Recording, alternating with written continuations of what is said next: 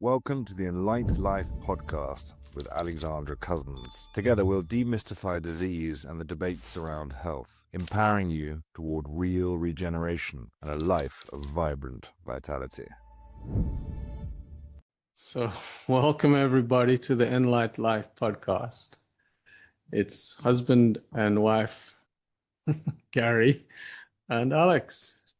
We are here to reintroduce ourselves. I thought this time I will be roping in my husband from the get-go. The husband of 19 years. Yes. It's been an interesting journey.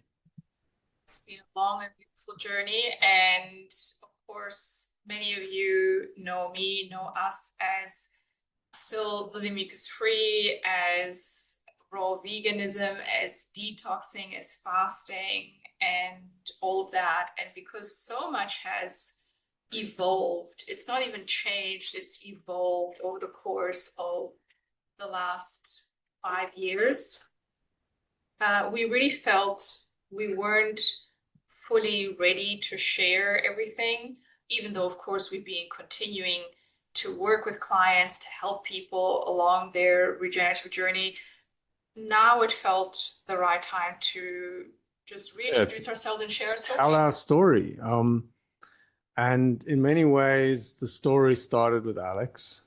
And before we tell a story, who am I? I'm Gary Cousins. I am originally from South Africa. And I love technology. I'm very interested in yoga, particularly Kundalini yoga. My background is an engineer. I'm a great believer. You can call me what's known as a Bitcoin maximalist, i.e. Bitcoin is the future. It's never too late. It's still not too late to buy Bitcoin. And I'm really excited about that we can, one, transform ourselves. We can change ourselves, we can regenerate, and ultimately that's how we're going to change the world.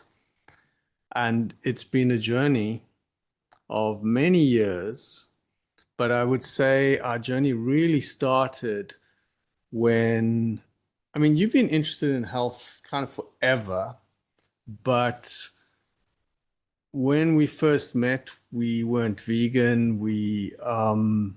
I was vegetarian for many years, even before I met Alex, but I didn't really have any concept of health. And we kind of went to the gym, and I hated the gym. I love the gym now. In other words, we really were, normies. Like what oftentimes the term is used, those normies, whatever. Yeah, that was us. Really. And the only reason that I became interested in health was because I wasn't feeling well. Ever since I was a teenager, I started having health issues and weight issues, and it was a bother. And so I tried so many things, along the way. And ultimately, what needs to be said is that, neither Gary nor I, we're not your typical influencers with great genetics, right? Like we really are. We have pretty average, normal we're super genetics. People. And having done our DNA testing, because it is and has become a big part of what we do, or an integrous part. But that's down the line of the story. Yes. So let's get back to the beginning. Yes, but what I wanted to point out here is that, once we saw our genetics, we're like, oh yeah, no wonder we've been struggling so much. Right. That was the point of this part of the story. But I think back to the beginning, it's kind of like we're looking at 2013, you really got sick, you got unwell. Yeah, it was as all stories, right? It was a lead up many, many years, especially post pregnancies and so forth. As for so many women, my health started declining, eventually ended up being bedridden.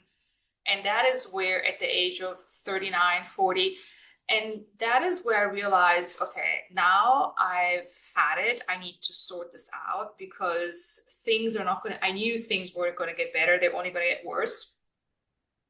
And so I thought, and I also very clearly, to be honest, had the message from, call it spirit, God, the divine, all that is, it doesn't even matter. The message was sort yourself out and pass on the message, which in some ways was my calling and desire to be that person ever since I can remember. Okay, so that was there.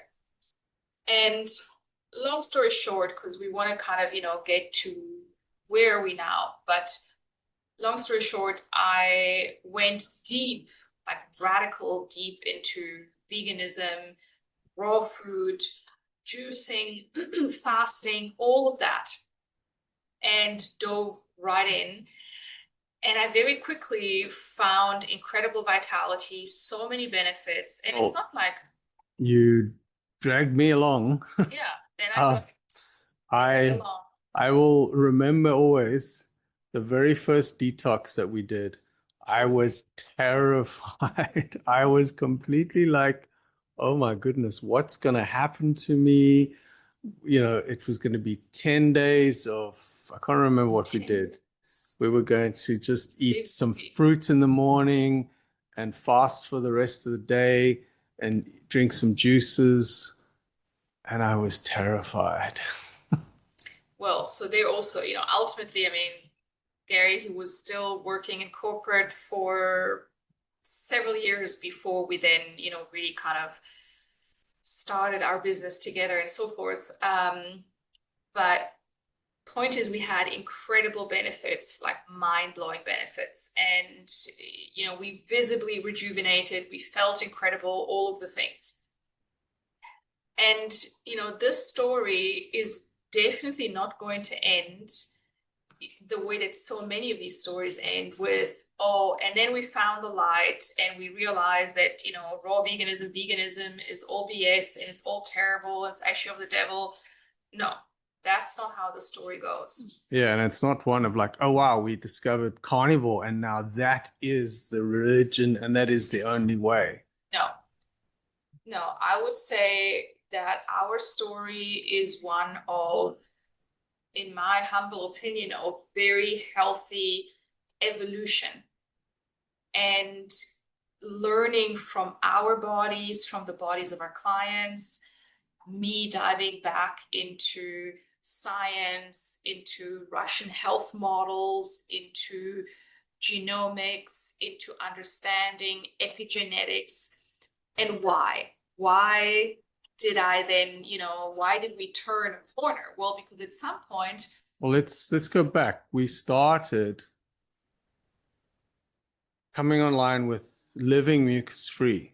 And that was the way we lived for many years. And let's explain what living mucus free is. So, mucus free essentially was high raw vegan diet, a little bit of cooked foods here and there, a lot of fasting, a lot of fruit fasting. A lot of fasting. This one did 53 days once. I eventually had to pull her down from the heavens and say, come back to earth, honey. Yeah, so we did a lot of that. And it was all helpful. Now, have we learned subsequently what not to do, how to do things better? Yes. Did we damage ourselves? I mean, damage is a big word. Could we have done things better? For sure. But we learned a lot of lessons. And, and this is another thing. If you are someone who is going to take your health into your own hands, as we did, and, really become someone who's going to learn from their embodied experience, you are going to make mistakes. Like, there's no one out there, I don't care who you are, there's no doctor, there's no one out there that has done a deep journey, a deep dive with their own body that wouldn't look back at some point and gone, you know what, certain things I would have done differently. It's part of life, right? Which is why I am so anti those people that have gotten benefits from any kind of diet, right? I used to live Ayurvedically for many years until that became not applicable anymore. So no matter what lifestyle you may have benefited from, don't go and badmouth it, because that is what got you to a certain point. And ultimately, the wisdom that we have come to is that there are benefits actually to every single diet, every single lifestyle. The wisdom comes from then being able to understand what to keep, how to keep it, and how to balance it according to our genetics, epigenetics, and also to our desired outcome. I mean, but the important thing is that fasting's really changed our lives, and it has its place and it has its benefit. Even now, we still advocate Still fasting on a regular basis, on a weekly basis, on a monthly basis, shorter, longer, deep dives. We still do raw foods intermittently. We still do fruit fasting intermittently. So all of the elements we've taken with, but we've evolved it. And I really would say there is no one that is teaching what we're teaching. Why? Because most people teach things compartmentalized. And at some point, in fact, ironically, because there is a lot of irony to the story, let me tell you. So it was really funny. We left South Africa 5 years ago. and we arrived to live in Bali literally 3 weeks before COVID hit. But never mind COVID. We left, and me especially, like ready to now be superwoman, ready to fly, because I felt like, wow, I've done such deep regenerative work, felt amazing. I felt in some ways almost like the peak of my health. And so I was like, great, I'm going to go. And it was really like, this is the way. Yeah, like, and it did. Living mucus-free was the way. Yes, it really did feel like we figured it out. This is the way. We're going to evangelize and so forth. And well, we came to Bali to build a retreat center so that we could invite people from all around the world to come to beautiful Bali, do the detoxing, experience what it is to really, shift and release and heal. Well, COVID came and those plans got pushed to the side. Yes. But then came more. And it's so often only, of course, in hindsight can you see, wow, that was what an incredible intervention, what an incredible and necessary intervention. At the time, all the things that happened, as to so many of us, of course, were not so pleasant and didn't feel very enlightening, right? Like it felt like, oh my gosh, what's happening to us? Anyway, because our plans changed and everything changed and the energies changed, and I would say, we have to also say COVID and everything around COVID, from, the shedding to the virus itself, which we all know, man-made and so forth. Well, and it was real. It really hit us bad when we got it. Did a number on so many people. And I would say even those that don't want to admit it, it's like we've all had our share of negative side effects from it. Why? Because it was a man-made virus, and because the shedding, which I didn't want to believe in until I experienced it physically, that was all real. Now, I do believe everything happens for good reasons. So basically, the whole COVID thing, and what we were noticing, and you particularly were noticing, is that things were not so suddenly working anymore. Yeah, well, literally, my health came to a crashing halt. Now, crashing compared to where I was, I still didn't go as bad as 10 years prior, but I definitely started noticing like something is not working, something is up.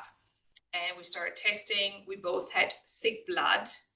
When I had just had my blood test done a couple of months prior in South Africa, live blood analysis, and the practitioners still marveled at like, wow, they had never seen such incredible healthy blood and so forth. So to have thick blood here, I mean, that was definitely the consequence of what was happening. Yeah, the exposure to COVID vaccines, whatever, it doesn't even matter. The point is, we knew, and even just by putting our old practices into practice, things weren't working. Long story short, I started to research and to kind of go back to the drawing board. And in some ways, I look back to that moment, or those many moments where I did go back to the drawing board, and I give deep thanks. Why? Because so many people in our industry do stay stuck in their way of thinking, especially, I have to say it, raw vegans, it's so easy to stay staunchly stuck in your way of thinking for many different reasons. And it's also very seductive and it's very romantic. I mean, I loved being able to say, I'm a vegan. I love being able to say, like, I fast until the cows come home. And I, like, all of that, like, there was, even unwillingly, was there an element of ego? Yes, but, it was innocent. It's just, we're human. Anyway, I then find my way, the first kind of like big light bulb for me went off when I somehow found the Russian health model, and I learned about the endocrine system on a much deeper level. I knew about the importance of the endocrine system, but I learned it from the Russian perspective, and how in some ways everything for them in the world of peptide bioregulators, especially gerontology, revolves pretty much around the regeneration of the endocrine system through peptide bioregulators. So I learned about peptide bioregulators, and, they came from animal products. There's synthetic ones, but the natural ones came from animal products. And it made just so much sense to me that in order to regenerate what had been degenerated for, reasons of stress, toxins, and everything that was going on, and everything that had been going on even before, because we all have to remember, we all come with certain genetic impairments and predispositions. And even though, yes, epigenetics then only pull the trigger, but the setup is there, the weaknesses are there. And if those don't go addressed, at some point, you are going to suffer the consequence, maybe only slower, maybe only later. So we started working with peptide bioregulators, and that was really within weeks a mind-blowing experience. I mean, certainly for me. Particularly once we did, what was the first one we did was endogluten. That was just incredible. I mean, there was, Epitide was the first, that was the oral peptide bioregulator. And I noticed a very distinct shift in my energy, my sleep became better, and there was kind of more of an awakeness and alertness. Yeah, there was like as if we had been given a new foundation to serve. So that's one of the things that I recommend to anybody, is that they start with endogluten. Either endogluten, epitide. Epitide is a synthetic. It's not going to sort of regenerate you for as long, but it is very powerful. And it's a great first experience because it really gives you the experience of like, wow, these peptides are powerful, and we are going to go deeper into and in our CHC Create Health Collective, we have master classes, so you can dive deep. Here we just kind of want to keep things a little bit high level, explain how we got to where we are now, because in many ways, and I have full understanding and compassion for, some people could look from the outside and go, these people have lost the plot, right? Oh, these are the usual, ex-vegans who were never vegans to begin with, who were, just plant-based. They weren't vegans for the animals. And like, there's a lot of judgment in the industry. But I fully get it. I don't even judge those that are judging, because I used to judge. I used to be the same. So I fully understand. And I would have never expected to be where I am today And at the same time, I give great thanks for this evolutionary process because I feel so incredibly liberated, but also no longer righteous about any one way.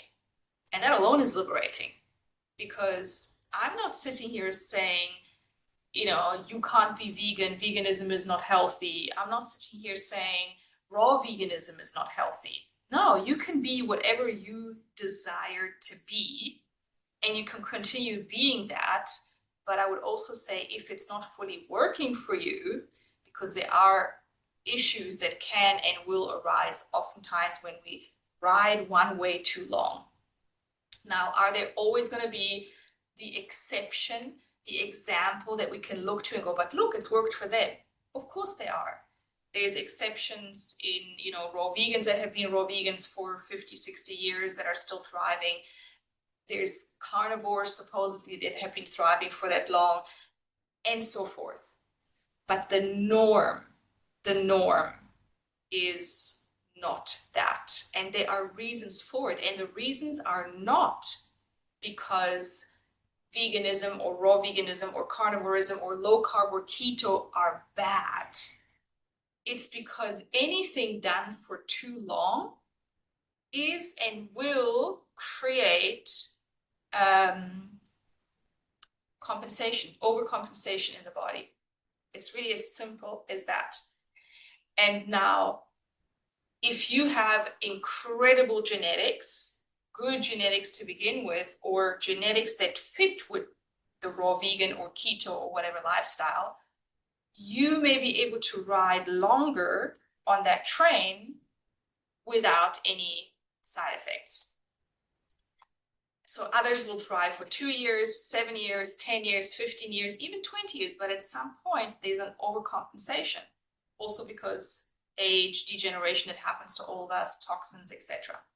So ultimately, what I've come to realize through numerous certifications, studies, all of the things that I've done in the last 5 years, working with different practitioners, having tons of conversations for a podcast, and ultimately experimenting on myself and working still with clients for all these years, always with this adapted methodology. So, just explain what you mean by an adaptive methodology. Adaptive methodology, meaning I still incorporate all of the principles that we've always incorporated. We still do detoxing, we still do fasting. But is there a process that you would follow?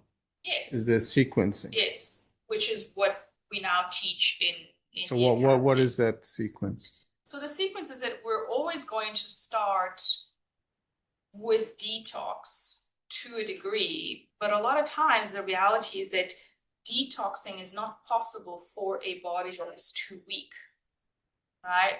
And this is what we see so often. People will say, well, I can't even detox. I can't even be on raw foods. I can't even do a juice fast, whatever it is. Well, because your body is too weak. It's too sensitive, too congested, too weak on toxic. A mitochondrial level, too toxic. Yes, but too toxic oftentimes is really, the damage has been done on a DNA, on a mitochondrial level. So the reason why you're not having results, or why you can't follow through with a fast, with a detox in the first place, or why you get weaker and weaker as you detox more and more, it's because there's deeper damage that first needs to be supported and regenerated. So, which is why, in the methodology, what we teach our practitioners, we teach to really assess through an in-depth assessment as well as particular tests to see what does each particular individual need. So that's really back to the testing, how important the testing is. Yes, ultimately I would say testing, because of course, gives you a good baseline, and then just talk about what kinds of testing are there. Well, the testing that we use, of course, in where I came from, living mucus-free, raw foods and all of that, it's like we don't do any kind of testing. While I'm still not a fan of over-testing at all, what I've learned is, again, let's be well measured. Let's do things intelligently. because the reality is, especially when we're younger, we can feel amazing, as we did. Genuinely, we felt amazing on the raw food diet, the detoxing, the fasting, all of it. And it was only really when things changed environmentally, right? We came to a new country, so that we were exposed to new pathogens. The mold is an issue here. Yeah. As in many, many, many countries of the world. Right. There were a lot of things that and then of course we had gotten older. You know, when I arrived to Bali, I was 46. And even though up until then I hadn't consciously experienced any perimenopausal symptoms, all of a sudden, between the stress, COVID, mold, all of the added things, I began experiencing health issues. And I began having symptoms, which then I recognized, oh, wait a moment, this feels like perimenopause. Why haven't I experienced it before? Why is it coming up now? Well, because it was kind of like the body got to the age of adaptation.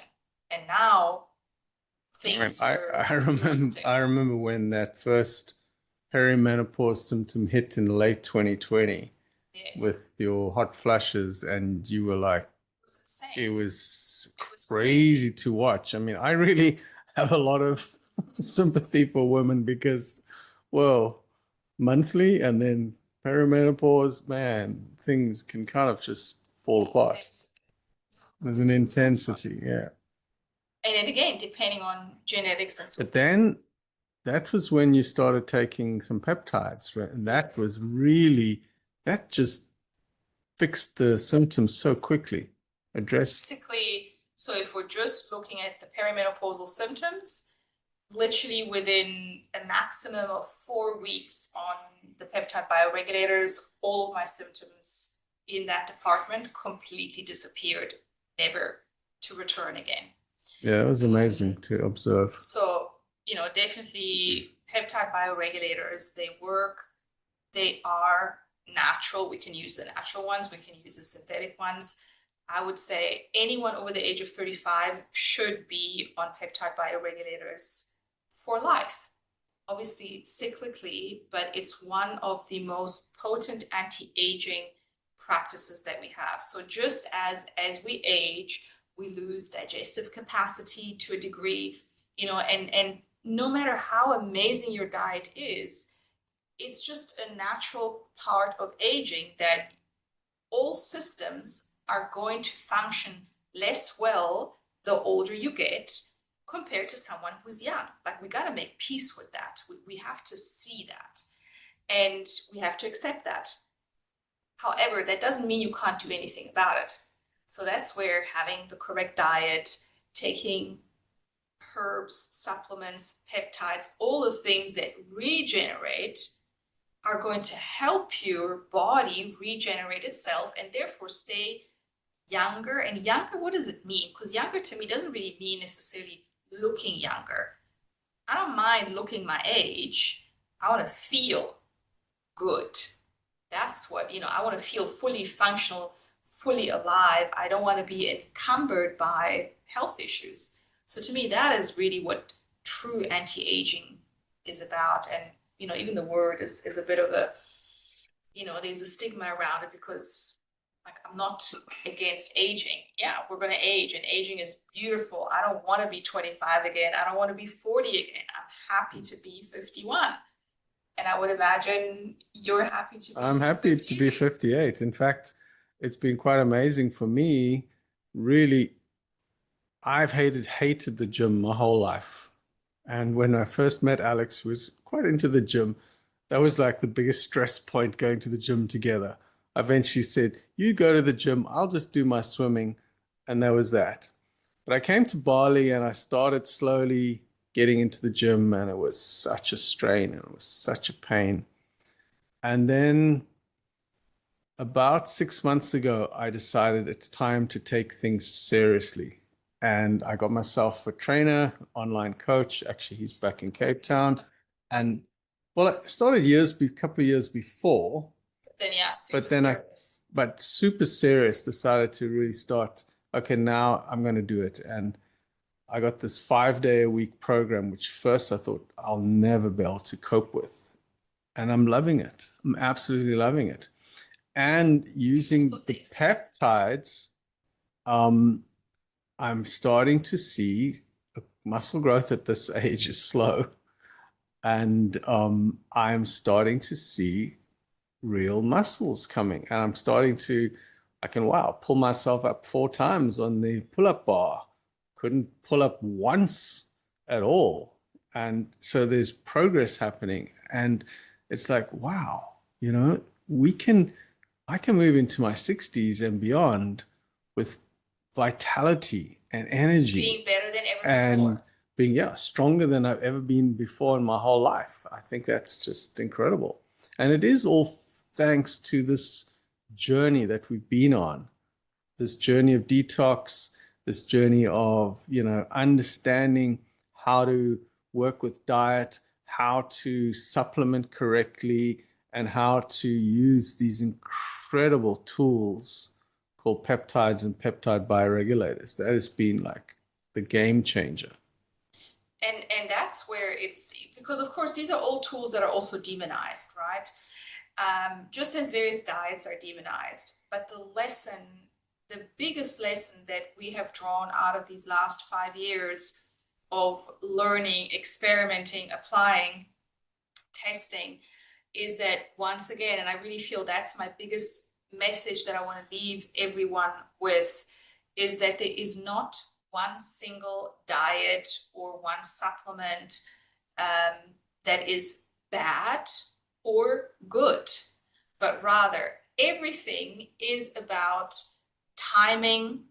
Is it suitable for you at this time? In what dosage? Because with peptides and many other compounds like that, when people, the hearsay, whenever I've looked into, well, what was the person doing? Why were they having negative side effects? Oh, well, they were doing crazy high dosages, right? Or just simply the wrong dosage for them, and or not within the right context. But also what I've understood and learned from you is that, just taking peptides, it's not the solution. It's really got to be with this whole regenerative approach of detoxing, cleansing, everything, strengthening, and then supplementing. Right. Everything we do has to be done with a system in mind, or rather with a regenerative process in mind. It's not about like, oh, I'm going to fix this, but rather the question that I always need to ask myself is, what organs have degenerated to allow for this negative condition to arise, right? And that also applies for perimenopause, because I recognize that the reason why I was having perimenopausal issues when I had never really had hormonal issues before is because from the years of definitely, did I overdo the fasting? I absolutely did. Did I overdo the no protein? Yes, I did. I did. And so it's not that what I was doing was wrong. It needed to be modulated, which is what I'm saying. I love fruit fasting and I still utilize it, but I don't do it on a continuum. It's not what I do all the time. I do incorporate protein. And so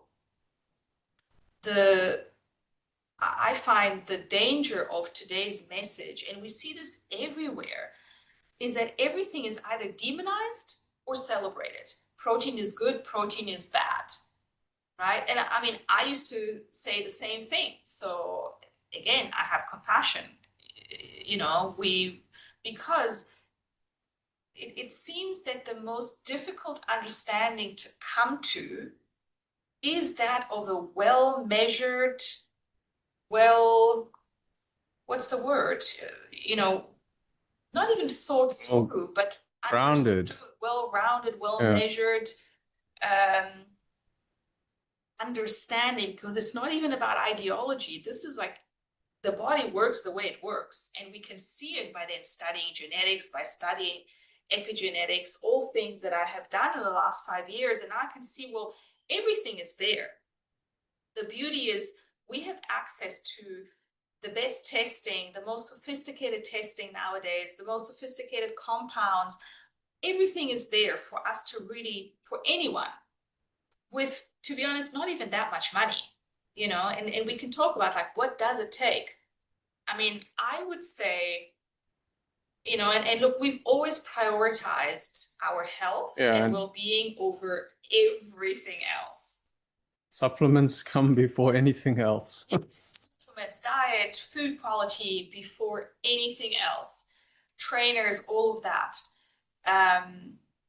But it's still, I would say, it really is. It is accessible, but you have to prioritize it. And ultimately, our view is if we don't have our health, and for both of us having not had it for a lot of years or not to this degree, then you realize, no, I don't want to live like that. I don't want to live with, bad sleep, no energy, like the long list, and never mind the more acute things. So regenerative living is really about using science. Advanced genomics is a starting point for me, because if we don't understand our genetics, we're not going to understand our blueprint. We're not going to understand where our weaknesses are and how to support them. So that's why I find genetics is important. Unfortunately, most genomics tests are completely useless because they're cookie cutter. So I don't care if you're getting a 60, 70 page printout, it's a cookie cutter. We want personalized information, personalized protocols. That is what we give you. Then I use epigenetic testing through True Diagnostics. And, also, as always with these tests, what matters most is how do you interpret the results, and then what kind of protocol do you build around it? Because if you just slap on peptides or hormones, you're going to have some results, but you're not going to have the full potential of results. So when I look at tests, I always ask the question, which is the most important foundational question that I teach my students to think about. Don't ask, how do I resolve this health issue? How do I fix the thyroid issue? How do I fix the autoimmune issue? No. The question we need to ask is, what systems, organs weakened to get to this point? Because then we're going to understand where do I need to strengthen? And sure, detox is always going to play a role, but we're also going to have to regenerate actively organs and systems. And we all have certain organs and systems that we genetically have weaknesses. And we see this. I can see a genetic report, and then the person tells me, oh yeah, they had their gallbladder removed. Of course you did. It's here. Or I have thyroid issues and I haven't been able to fix them. Of course you did. It's genetic. And so even medication, no, medication doesn't work.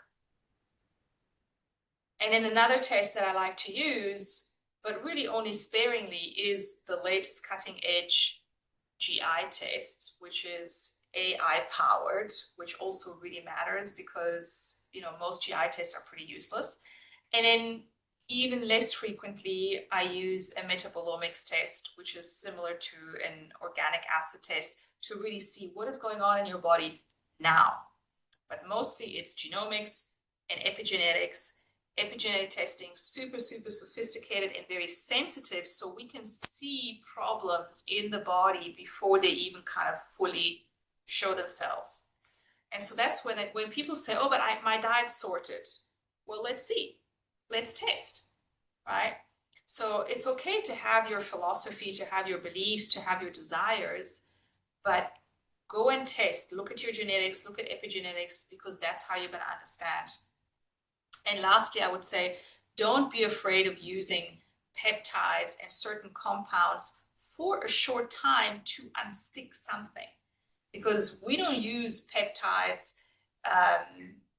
slapping them on. No, we use them in holistic regenerative protocols, always at minimal doses. Yeah, and actually doses far less than generally are used. We use microdose for most of the peptides. And because we've got everything else dialed in and we're working on all the things and we are fasting and detoxing on a regular basis, We don't need all these compounds all the time. And quite frankly, oftentimes I hear, famous biohackers talk about all the things that they use on a daily basis. And I'm thinking, if you're so dialed in, if you would have done the deep regenerative work, you wouldn't need all these compounds every single day. We bring them in. And to me, that is the joy of really understanding, because then you can you can play with everything, literally everything, when you know what does what in your system and where your weaknesses are. Because it's a little bit like going to the gym and using, a strap to lift you higher, or, whatever you're doing. Why shouldn't you? It's only going to help you. Is it going to do the work for you? Of course not. So the same thing goes for peptides, and even strictly speaking, GLP-1s, which also I myself have demonized them. GLP-1s are phenomenal tools used correctly, but they are an absolute disaster when used, as for the most part, incorrectly. Also, And the doses the pharmaceutical companies are pushing. yes.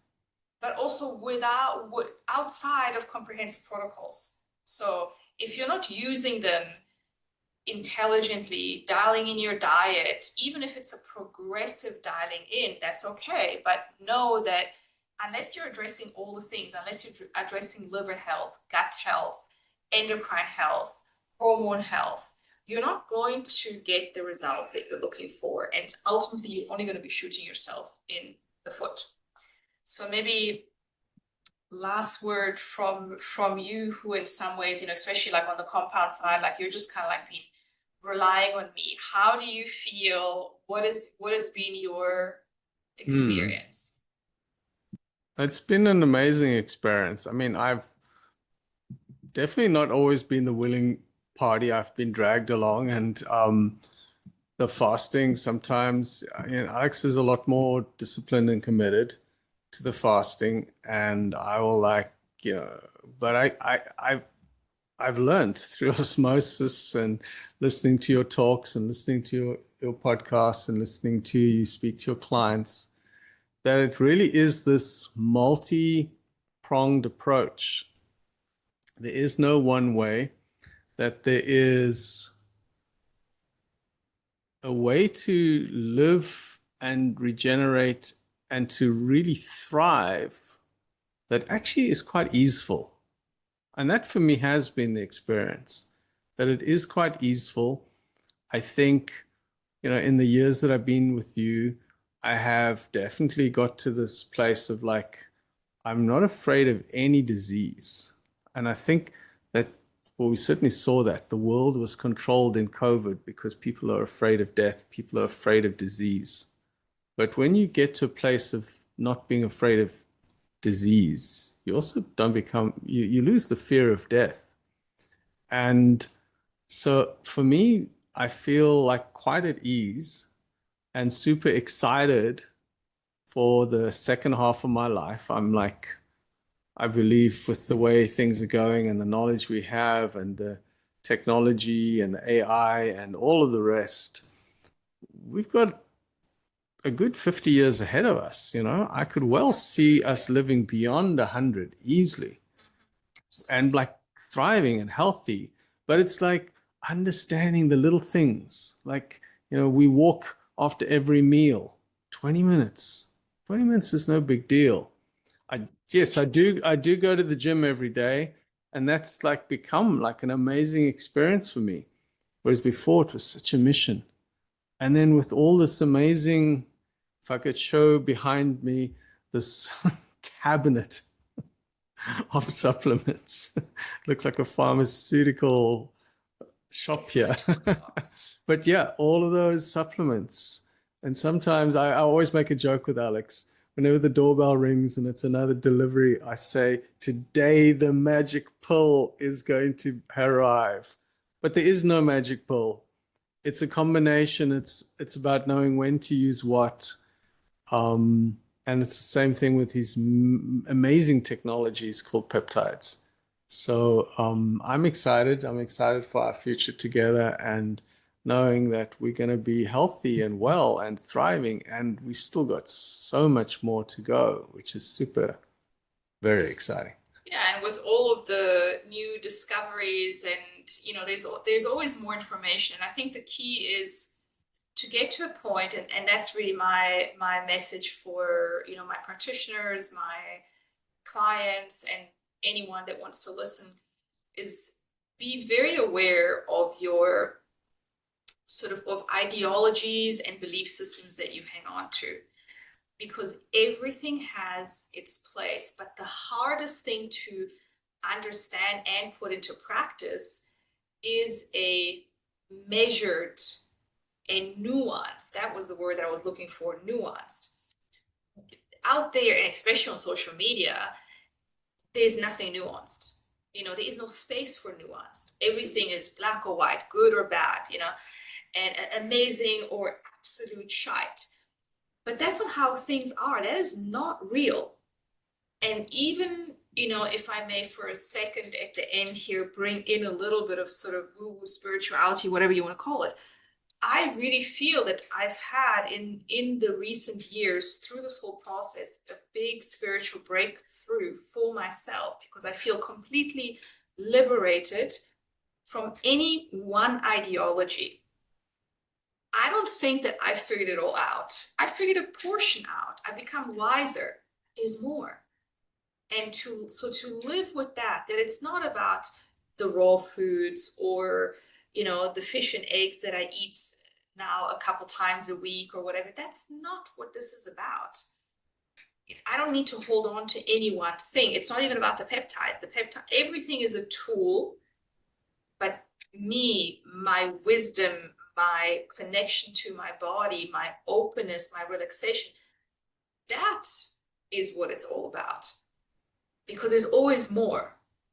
And at the same time, we live in an amazing time where we have everything at our fingertips to truly live a life that feels rich and alive and relaxed and just good, We as normies, I always say to Gary, like, I'm so happy within myself, within us. I don't care to be anything for the outside world. And that's another wish of mine. I wish that everyone working with me in some capacity or learning from us have the same thing. Do it for you, feel good for you, let go of any kind of like being one thing or the other, and focus on what makes you feel good, free, rested, rooted, alive. That's what matters. And if you can't check all of those off, and ideally, great sleep, great digestion, good metabolism, if you don't have all those, you don't have much anyway, right? So we hope that this was informative, and we're going to do... Yeah, we'll do some more. Thanks for joining. Goodbye.